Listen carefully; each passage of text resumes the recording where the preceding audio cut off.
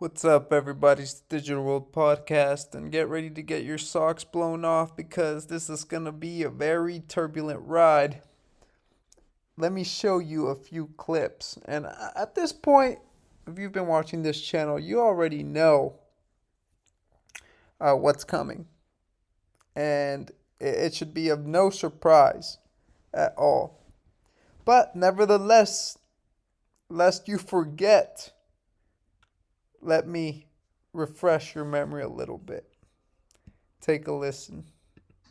Well, it may be a bit late for that. I remember talking to an Australian diplomat at one point about this break between the US and China and said, both sides are going to say, whose team are you on? And he said, our job is to make sure the question never arises. But the question has arisen. And so I think we have to go deeper. And it's not about the US versus China. It's about what underpins a world order is always the financial system. I was very privileged. My father was an advisor to Nixon when they came off the gold standard in '71. And so I was brought up with a kind of inside view of how very important the financial structure is to absolutely everything else.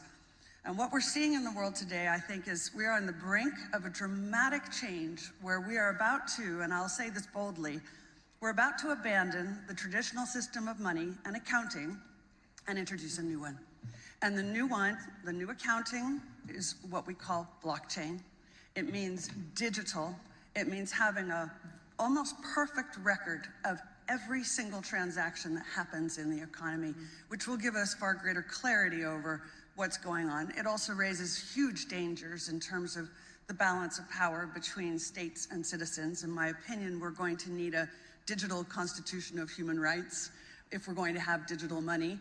But also, this new money will be sovereign in nature. Most people think that digital money is crypto and private, but what I see are superpowers introducing digital currency. The Chinese were the first. The US is on the brink, I think, of moving in the same direction. The Europeans have committed to that as well.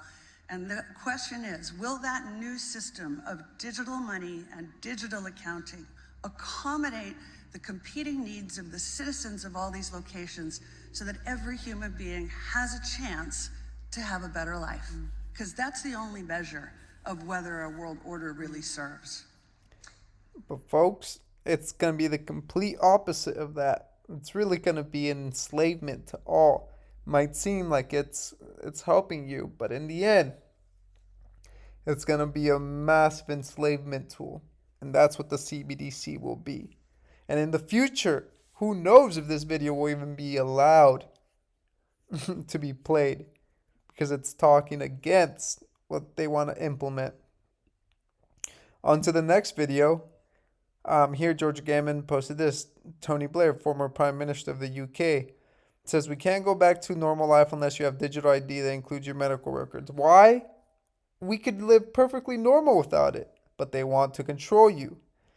And we have to, and George Gammon has been harping on the fact that they may be Malthusianists, and the objectives of Malthusianism is to reduce consumption and reduce population growth. I think it's either or and or these two things. So let Tony Blair tell you himself about digital IDs. You can create a digital ID today that is much more easily protected, so you can deal with a lot of the privacy and surveillance issues that worry people. But it's a natural evolution of the way that we're going to use technology in any event to transact daily life.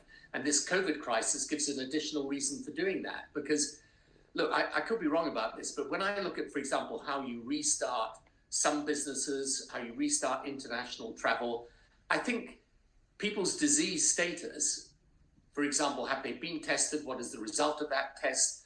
Have they had the disease? Do they have the disease? I think unless you're able to record some of this data in a way that people can use, it's going to be difficult to go back to anything like a near normal in things like transport. So if you're going to start international travel again, how do you do that unless people can be easily tested and have some record of that test. So, they want to control every aspect of your life. And this health crisis definitely accelerated the need for digital identification. And here, as if Americans have been getting very comfortable with the freedoms, you just wait because the restrictions are coming back and they want people to get the fourth, fifth dosage of the medicine. And they're pushing it. You saw Biden in my latest video. He was going ahead and showing that people that he got the second, what it is, the fourth dose. So, folks, the end game has this is the first crisis towards the end game, and they're not done pushing this agenda yet. They're not done, and rest assured that the next one is climate change. So, strap up, prepare. Famine is on its way. Folks, don't take it lightly. Prepare, prepare, prepare. Thank you for watching. Like and subscribe to the channel. This is the Digital World Podcast, and I'll see you in the next episode.